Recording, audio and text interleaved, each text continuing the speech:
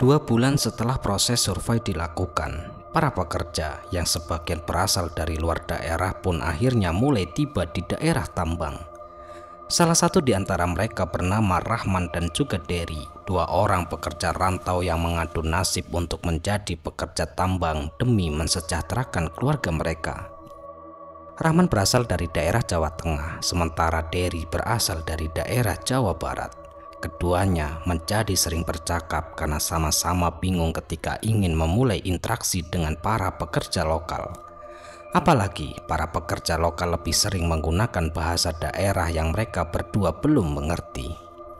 Mes keduanya berada 2 km dari lokasi tambang tempat mereka bekerja. Sementara itu, jarak menuju kota terdekat harus menempuh waktu lebih kurang dari 3 jam lamanya.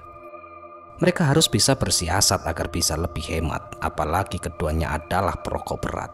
Maka dari itu, berdasar segala perhitungan dan pertimbangan, mereka harus pergi ke kota terdekat untuk membeli persediaan makanan dan juga rokok setidaknya untuk 1 minggu sekali. Atau selambat-lambatnya 2 minggu sekali. Mas Der, kan minggu depan kita off. Gimana kalau kita ke kota dulu? Ya beli persediaan lah, rokok, beras sambil cari makan enak gitu. Aku bosen, pengen sekali-kali makan bakso deh, ajak Rahman kepada Dery yang kala itu sedang asik merokok di teras mes. Boleh, ayolah. Lagi pula kita ada motor operasional yang lumayan baru. Bisalah kalau kita pakai jalan agak jauh, ya kan? Jawab Dery mengiyakan ajakan dari Rahman. Dan pada saat itu akhirnya keduanya pun sepakat untuk pergi 2 hari lagi ketika libur. Dery juga sangat ingin melihat suasana yang berbeda karena sejauh ini yang mereka lihat hanyalah hamparan hutan, lubang galian dan juga gelapnya malam. Jangankan aliran listrik, untuk mendapatkan sinyal internet saja mereka harus rela naik ke atas atap agar bisa untuk sekedar mengirim pesan singkat. BlackBerry yang mereka pegang seolah-olah tak ada gunanya di tempat ini. Selama beberapa waktu berada di mes, Rahman seringkali merasakan rindu kepada istri dan juga anak semata wayangnya yang berada di kampung. Terkadang ia merasa sedih karena hanya bisa mendengar suara mereka dari sambungan telepon, itu pun jika tidak turun hujan. Ketika malam tiba, yang mereka dengar hanyalah suara berisik genset dari kejauhan. Serangga malam dan kukuk burung hantu di dahan-dahan tinggi, itulah orkestrasi yang bisa mereka nikmati ketika pulang bekerja atau menunggu waktu terlelap. Tak ada gangguan yang berarti, terutama dari hal-hal mistis. Mungkin tetangga dari dunia yang tipis batasnya belum ingin berkenalan dan menunjukkan eksistensi mereka. Atau mungkin mereka berdualah yang tidak peka sehingga tidak pernah melihat penampakan ataupun merasakan gangguan-gangguan aneh. Dery dan juga Rahman hanya bisa menghabiskan malam hari bercengkrama dengan beberapa pekerja lain di teras mes sembari menyesap kopi dan menghisap rokok sembari sesekali menatap malam yang semakin gelap. Karena pohon-pohon tinggi yang menutup cahaya bulan, keduanya memandang gelap. Sesekali terlihat kekelawar yang melintas, juga terlihat cahaya melayang di ketinggian pada waktu-waktu tertentu. Hari-hari yang penat terlewati, keduanya siap untuk menyongsong hari libur yang akan mereka manfaatkan untuk bepergian ke kota. Sesuai rencana, keduanya akan membeli logistik untuk 2 minggu ke depan, tak lupa untuk wisata kuliner.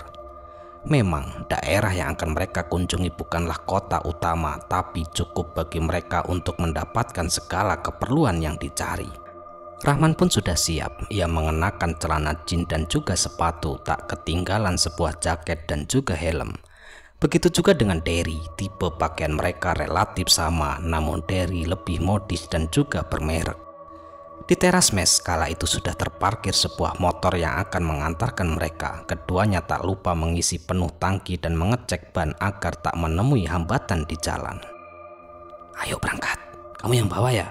Ucap Rahman sembari mengenakan helm. Dery pun mengiyakan, kebetulan ia sudah lama tidak mengendarai motor jarak jauh. Jalanan tanah mereka susuri sembari memandang sekitar, waspada jika ada kendaraan berat yang melintas. Di siang hari, beberapa area yang mereka lewati terlihat gersang karena hutan sekitaran terpaksa dibabat habis untuk pembukaan lahan dan juga jalan tambang. Keduanya tak banyak bicara. Debu yang berterbangan pun membuat keduanya harus mengenakan masker dan menutup kaca helm. Sesekali mereka melihat kendaraan sebesar rumah melintas dari kejauhan. Kendaraan berat yang bak belakangnya penuh terisi batu-batu hitam. Meski jalanan mereka terasa berat, keduanya tetap semangat. Mereka akan meninggalkan penatnya kehidupan di tengah hutan setidaknya 1 hari ini. 20 menit berselang, mereka mulai tiba di ujung jalan. Keduanya harus berbelok kanan menyusuri jalan aspal yang membelah hutan belantara. Jalanan lintas kota yang selalu menjadi sarana bagi mereka yang bepergian. Kini mereka tak sendirian, sudah banyak motor dan juga mobil melintas. Nuansa yang tadinya terasa gersang dan berdebu kini berubah menjadi lindung dan juga teduh. Dengan udara segar yang sejuk, sesekali terlihat monyet yang bergelantungan di pepohonan di kiri dan juga kanan jalan. "Sebentar, Der, nyalakan rokok dulu deh," pinta Rahman sembari menepuk pundak belakang Derry. Pemuda itu lalu melambatkan motor dan menepi. Keduanya pun membuka masker dan menyalakan rokok. Banyak sekali minibus melewati mereka dengan kecepatan yang lumayan tinggi. Juga motor-motor yang tak ingin melambat, bahkan seakan-akan melaju lebih cepat seolah-olah tak sabar ke tempat tujuan. Rokok sudah menyala, keduanya kembali berkendara dengan pelan sembari mengepulkan asap. Itulah yang tak keduanya sadari, semakin santai mereka, berarti waktu tempuh akan semakin lama. Sementara sekarang sudah hampir tengah hari. Waktu tempuh yang seharusnya hanya 2 jam akhirnya harus ditempuh selama 3 jam lamanya. Keduanya pun berjalan-jalan untuk berkeliling kota. Tak ketinggalan menuntaskan niat mereka beberapa hari sebelumnya, yaitu makan bakso. Keduanya benar-benar menikmati, bahkan makanan 2 porsi. Keterbatasan di mes membuat mereka begitu merindukan sajian idola tersebut. 3 jam pun berlalu, matahari sudah mulai turun. Sekarang sudah hampir pukul 5 sore. Keduanya harus bergegas untuk pulang. Terlalu asik jalan-jalan, kuliner, dan juga membeli berbagai barang logistik membuat mereka lupa waktu. Kini mereka harus siap dengan perjalanan di waktu peralihan, terang menuju gelap. Hal yang tak mereka sadari adalah yang tenang bisa saja menjadi mencekam. Belanjaan milik Rahman digantung di bagian dashboard, sementara belanjaan milik Derry dipangku dan diletakkan di tengah tubuh mereka. Kali ini Rahman yang berada di depan, mereka sudah sepakat untuk bergantian. Beberapa lampu jalan sudah mulai menyala, menerangi jalan mereka kembali menuju mes di tengah-tengah hutan. Kali ini jalanan masih terasa ramai. Mobil-mobil travel menggilas aspal dengan kecepatan yang lumayan tinggi. Keduanya berkendara tentunya jadi lebih pelan dari perkiraan. Barang bawaan yang banyak, juga posisi duduk yang lebih tidak nyaman dari sebelumnya membuat Rahman harus lebih berhati-hati lagi. Apalagi ketika mereka berpapasan dengan kendaraan besar yang bisa saja lampunya langsung menyorot ke arah mata mereka. Sudah lebih 1 jam mereka berkendara, senja yang merah sudah mulai menjadi gelap tepat ketika mereka mulai memasuki area hutan. Tak ada lagi lampu jalan, tak ada lagi ada penerangan, dan tak ada pemukiman. Beruntung jalan kala itu masih ramai oleh kendaraan hingga keduanya tak sadar jalanan mulai berangsur sepi. Senja berlalu, jalanan sudah sepenuhnya gelap tanpa penerangan. Embun mulai turun, beruntung keduanya mengenakan celana jin dan juga jaket untuk melapisi tubuh mereka. Tidak biasanya embun kala itu turun secepat ini, normalnya akan berembun secepatnya menjelang tengah malam atau paling tidak menjelang waktu subuh. Kedua mata Rahman harus bekerja lebih keras. Ia juga harus memusatkan kesadarannya agar terhindar dari celaka. Embun yang turun mulai membatasi jarak pandang mereka, dan itu bisa saja membuat keduanya celaka karena tak melihat tikungan ataupun kendaraan yang ada di depannya. Tubuh mereka merasa lelah, pinggang terasa pegal, kepenatan menyerang lebih cepat, padahal mereka tak merasakan hal ini ketika berangkat. Posisi duduk yang tak nyaman, juga lelah setelah belanja dan berkendara membuat mereka harus mencari tempat untuk segera duduk dan meluruskan pinggang. Beruntungnya, kala itu mereka melihat cahaya di sisi kiri jalan, sebuah warung dengan pencahayaan terang yang berisik karena suara genset menjadi obsesi bagi mereka. Keduanya pun lalu berhenti sejenak dan turun untuk sekedar meregangkan tubuh dan sekedar minum kopi. "Bu, kopinya 2 ya?" ucap Derry sembari duduk di kursi panjang. Tempat itu terasa terang, namun berisik karena suara genset. Di sebelah warung tempat mereka duduk ada warung-warung lain yang juga menjajakan makanan ringan dan juga kopi. Keduanya pun bercengkrama sejenak. Para pengunjung lain kala itu terlihat hikmat menikmati kudapan dan minuman di depan mereka. Dan tiba-tiba saja ibu pemilik warung kala itu menghampiri sembari membawa sebuah nampan. Ini kopinya, Mas." "Ngomong-ngomong, pada mau kemana ya, Mas?" tanya si ibu pemilik warung sembari memberikan 2 gelas kopi hitam pesanan dari mereka. "Ini, Bu, tadi dari kota. Ya biasalah, Bu, beli sembako sama logistik. Ini mau balik ke sit dekat kilo 10, jawab Derry. Sementara Rahman hanya mengangguk-ngangguk sembari mengunyuh roti. "Gak mau nginep dulu di kota, Mas. Bahaya kalau pulang terlalu malam," tambah si ibu penjual itu. "Nanggung, Bu. Ini sudah setengah jalan. Habis ini langsung lanjut supaya sampainya nggak tengah malam, Bu," jawab Rahman setelah selesai mengunyah roti. "Ya sudah, intinya hati-hati. Jangan belak-belok ya, Mas," ujar si ibu penjual itu. Keduanya pun mengiyakan sembari mengangguk-ngangguk, sementara kepala mereka masih memproses kalimat terakhir yang baru saja mereka dengar. Nasihat ibu pemilik warung itu pun masih mengawang. Mereka tidak tahu apa yang dimaksud. Sementara mereka berdua adalah pendatang yang baru saja menginjakkan kaki di tanah tersebut. Tidak banyak adat dan tradisi setempat yang mereka tahu. 15 menit telah berlalu. Rahman dan juga Derry kemudian membayar kopi dan beberapa bungkus roti yang mereka konsumsi. Keduanya pun lalu berpamitan kepada ibu penjual dan melambaikan tangan. Motor pun ia nyalakan. Mereka pun bersiap kembali menantang dingin dan juga gelapnya malam. Perlahan-lahan mereka mulai meninggalkan warung pinggir jalan yang menjadi satu-satunya tempat terang di hutan itu. Keduanya tak banyak bicara. Rahman melapisi dadanya dengan kertas karton di bagian dalam jaket, sementara Derry menyilangkan tangan di dada memeluk tubuhnya sendiri. Belum terlalu malam, namun kala itu dingin di tempat itu terasa semakin menusuk saja. Jarak pandang yang terbatas membuat Rahman kala itu tak bisa memacu motor yang ia kendarai dengan cepat. Ia harus terus memusatkan pandangannya, akan tetapi tiba-tiba saja kala itu terasa ada yang berbeda. Tak ada lagi kendaraan yang lewat, tak ada kendaraan yang berpapasan dengan mereka. Warung yang mereka singgahi pun tadi sudah tak terlihat. Kini mereka hanya berdua di tengah hutan dalam kegelapan. Rahman dan juga Derry tak merasa curiga. Mereka berkendara seperti biasa. Tak ada hal aneh yang mereka rasakan. Padahal sedari awal semuanya sudah terasa salah. Dalam gelap dan jarak pandang yang terbatas, dari sempat menoleh selintas ia melihat kebelokan ke arah kanan. Hal ini membuatnya sedikit tersadar. "Rasanya tadi siang jalannya lurus loh. Nggak ada yang belok sama sekali," gumamnya di dalam hati. Ia hanya diam, tak berani bicara pada Rahman. Rambu-rambu yang biasanya terlihat dekat tikungan pun tak lagi ia temui. Garis tengah yang tadi siang ia lihat kini tak ada. Padahal seingatnya ia melihat garis tengah jalan bahkan sejak keluar dari jalanan proyek hingga ke kota. Kini ia tak temui sama sekali. Semakin lama hal-hal aneh pun mulai dilihat oleh Derry. Terlebih karena motor yang tak bisa melaju kencang karena terbatasnya jarak pandang. Di kiri dan juga kanan mereka, Derry hanya bisa melihat deretan pohon-pohon besar yang berjejer. Di antara pohon-pohon itu, kala itu selintas terlihat seseorang tengah berdiri diam di dalam gelap, dalam pekatnya kabut yang dingin. Derry mulai bergidik ngeri. Ia tahu bahwa apapun bisa terjadi di tengah-tengah hutan, apalagi di waktu malam hari seperti ini.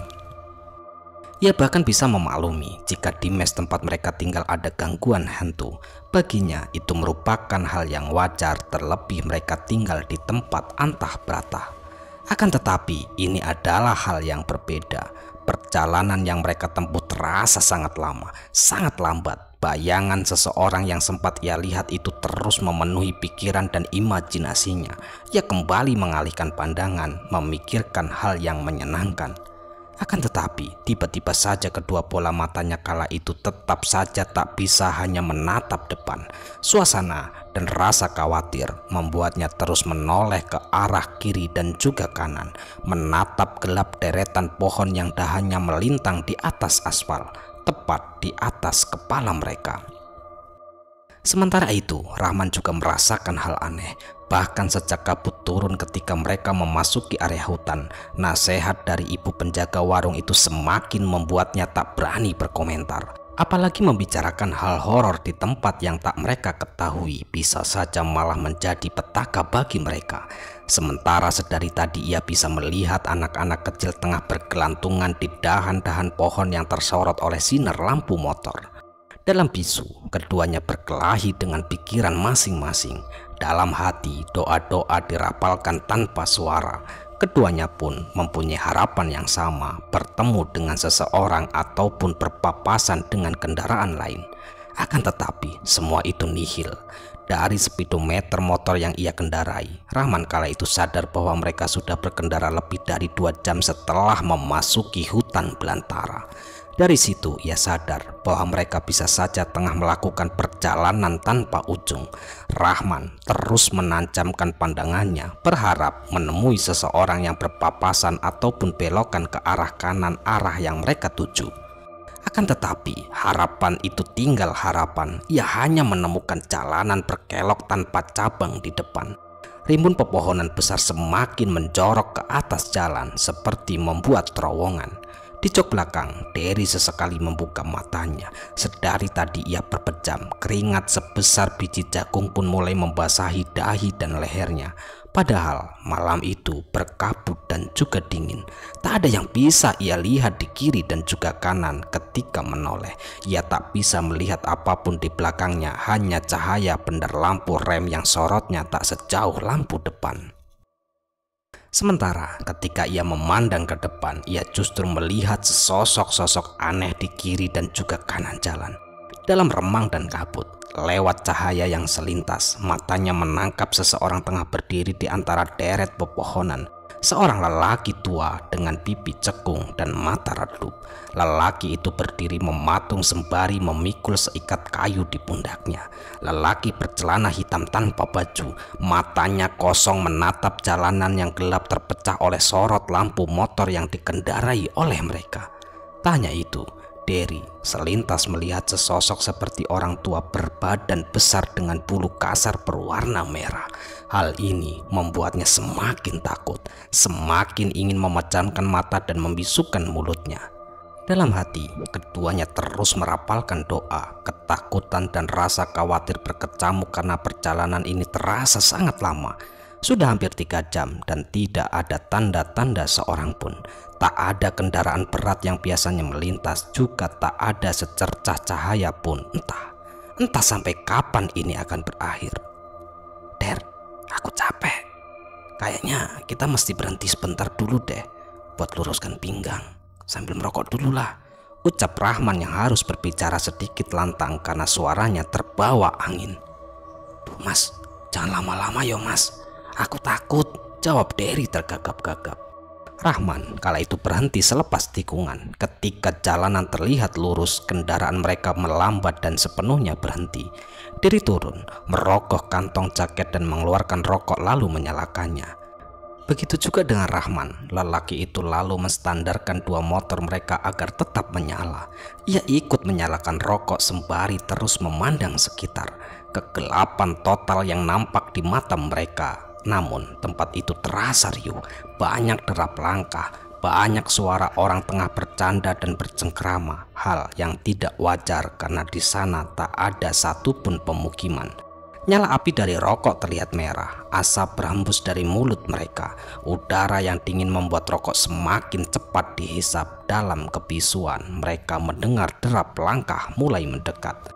Langkah ramai dan serempak, laksana derap tentara yang tengah berbaris dalam jumlah besar. Keduanya serempak menoleh, saling berpandang. Mata mereka pun kala itu sudah bisa beradaptasi saling tatap, melotot tanpa berkedip. Akhirnya ada orang, kata Derry sembari menghela nafas panjang. Rasa lega seketika ia rasakan karena mereka ternyata tak sepenuhnya sendirian. Namun rasa lega yang mereka rasakan bukanlah sesuatu yang bertahan lama.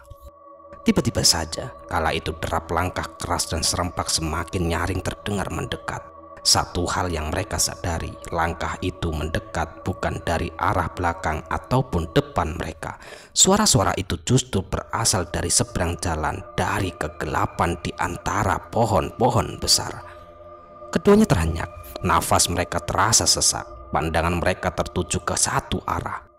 "Ayo cepat Der, naik motor," ajak Rahman yang lalu menjatuhkan rokok di aspal dan menginjak apinya. Derry pun bergegas naik. Mereka langsung menggeber motor dengan cepat untuk mencari sumber cahaya.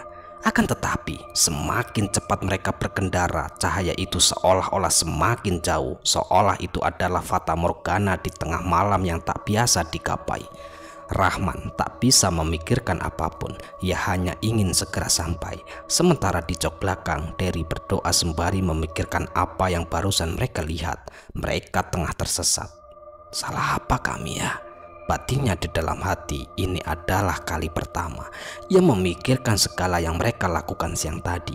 Barangkali ada hal lalai yang mereka lewatkan, mengingat mereka sudah banyak diberikan peringatan tentang apa yang boleh dan tidak dilakukan. Sudah lewat tengah malam, waktu di dashboard terus bergulir. Akan tetapi bensin mereka sama sekali tidak berkurang sedikit pun. Rasa lelah menggelayuti tubuh mereka. Derry pun merasa pasti ada sesuatu kesalahan yang mereka lakukan, baik sengaja maupun tidak. Sebelumnya kawan mereka juga bepergian ke kota, namun bisa pulang tepat waktu dan tak merasa gangguan apapun.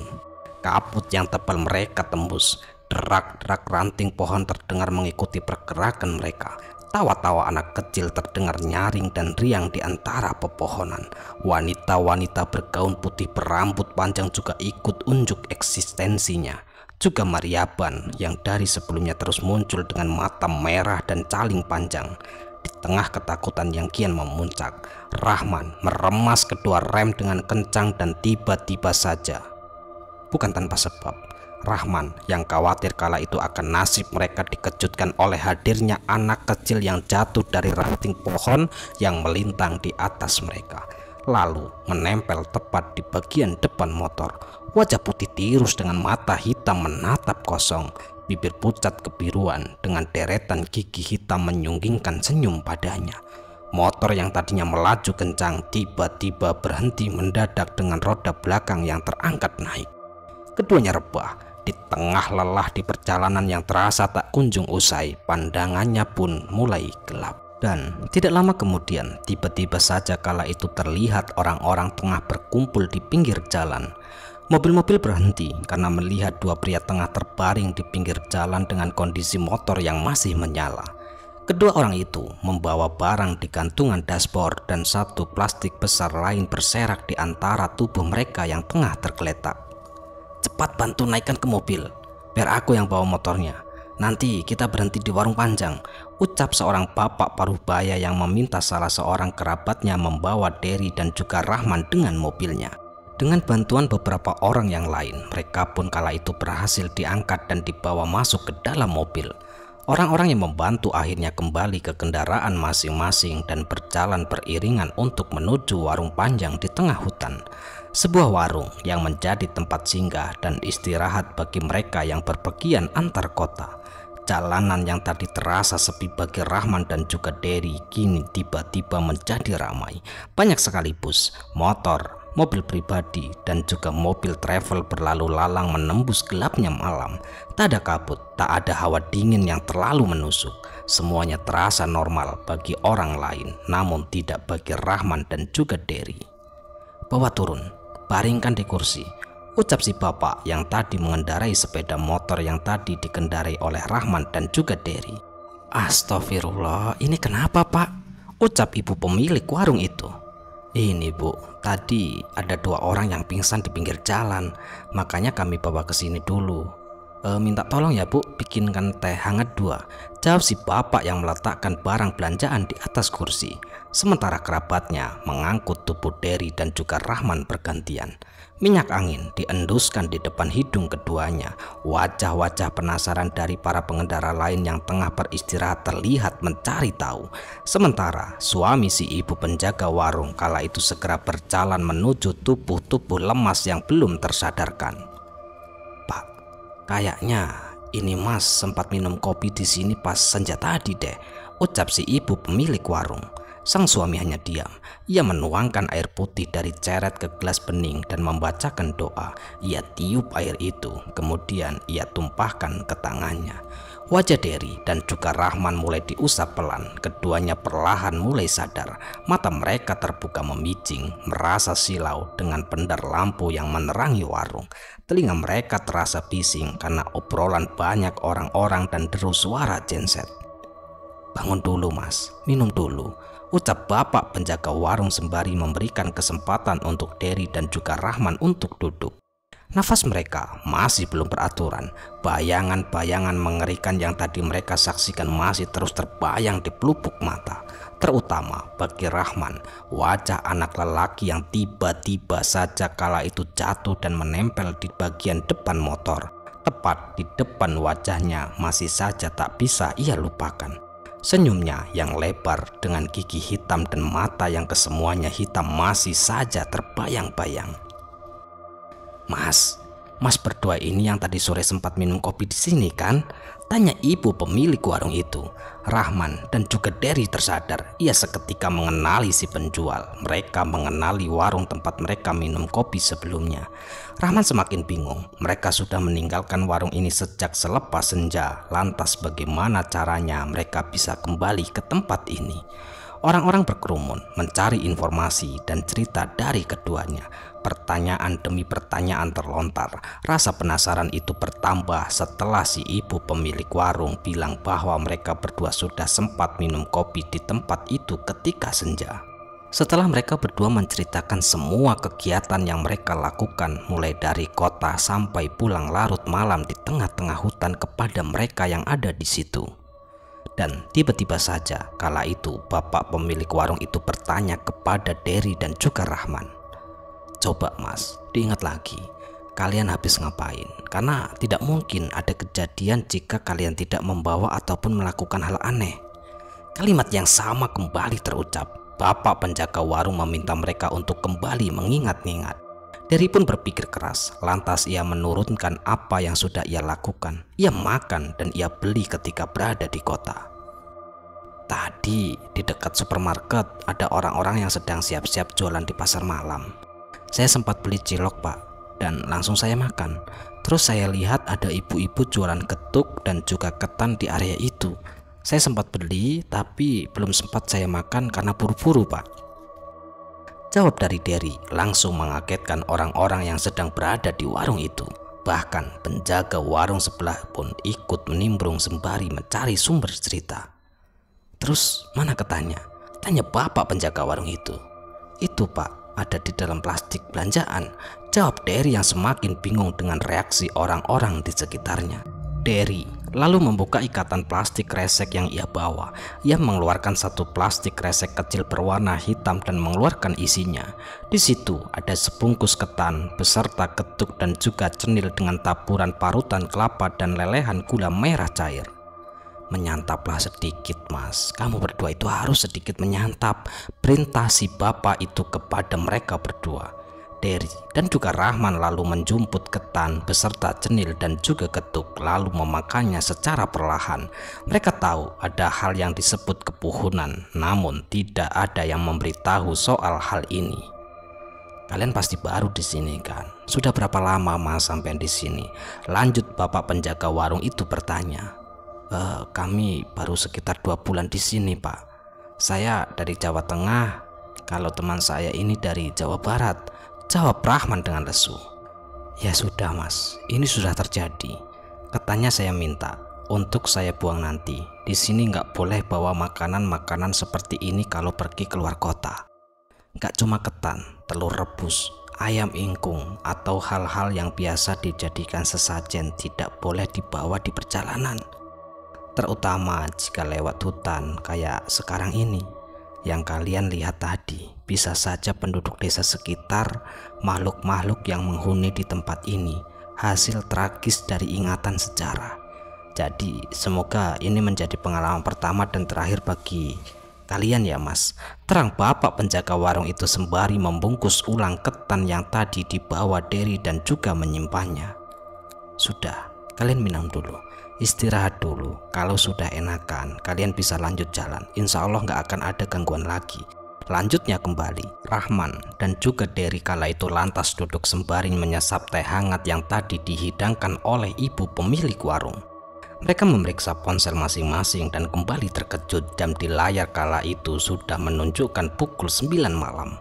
Baru sekitar 2 jam mereka berkendara, padahal tadi rasanya sudah lewat tengah malam. Jam di motor tidak mungkin salah, karena pagi tadi ia sudah mencocokkan dengan jam di ponsel mereka. Rahman berbalik badan dan beranjak. Ia menyambar kunci motor yang ditaruh di atas meja dan menyalakan kontak. Dan benar saja masih pukul 9, seperti yang tertera di ponsel. Waktu seperti berjalan terbalik, kembali menuju waktu yang sebenarnya. Jangan terlalu difikirkan, tidak perlu takut Mas. Anggap saja ini perkenalan buat pengalaman kalian, ucap bapak yang tadi menolong mereka. Terima kasih banyak ya Pak.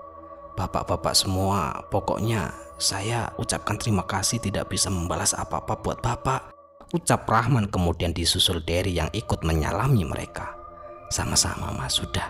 Kalian bisa pulang, kita searah nanti biar kami iringi ya, jawab si bapak. Mereka pun akhirnya berpamitan. Ibu dan juga bapak pemilik warung itu kala itu menolak ketika Rahman mau membayar teh hangat yang tadi mereka minum.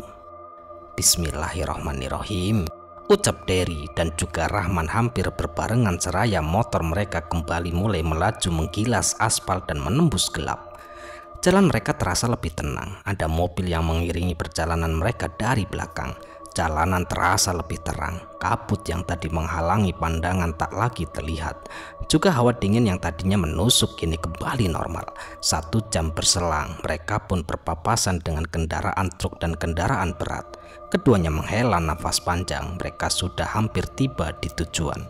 Mobil yang mengiringi mereka membunyikan klakson dan mendahului ketika motor Rahman dan Derry melambat dan menyalakan lampu sen ke arah kiri. Keduanya pun melambaikan tangan. Mobil itu kembali melaju sementara Rahman dan juga Derry mulai memasuki jalanan rusak menuju ke arah mes. Dan tidak lama kemudian mereka berdua pun akhirnya sampai di mes tempat mereka beristirahat di sebuah daerah di tempat tambang mereka bekerja. Mereka pun mengucapkan puji syukur yang sangat dalam karena mereka masih diberi keselamatan dari sebuah teror yang sangat mengerikan. Sebuah teror yang membuat mereka tersesat dalam perjalanan pulang. Kejadian malam ini menjadi sebuah pelajaran berharga bagi mereka. Bahwasanya hal yang dianggap sepele pun bisa menjadi sesuatu yang berbuah teror. Bisa saja membuat mereka keduanya menjadi celaka.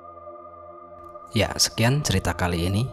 Semoga cerita kali ini bisa menghibur, bisa menemani waktu istirahat teman-teman dimanapun berada, dan tentunya yang kami harapkan bisa bermanfaat. Kami ucapkan mohon maaf yang sebesar-besarnya jika ada kata-kata yang salah yang kami sampaikan di dalam cerita, dan kami ucapkan terima kasih banyak kepada teman-teman semua yang telah mendukung kami. Semoga amal kebaikan teman-teman dibalas oleh Allah Subhanahu wa Ta'ala berupa hal-hal yang lebih baik dan lebih bermanfaat dalam kehidupan kita semua.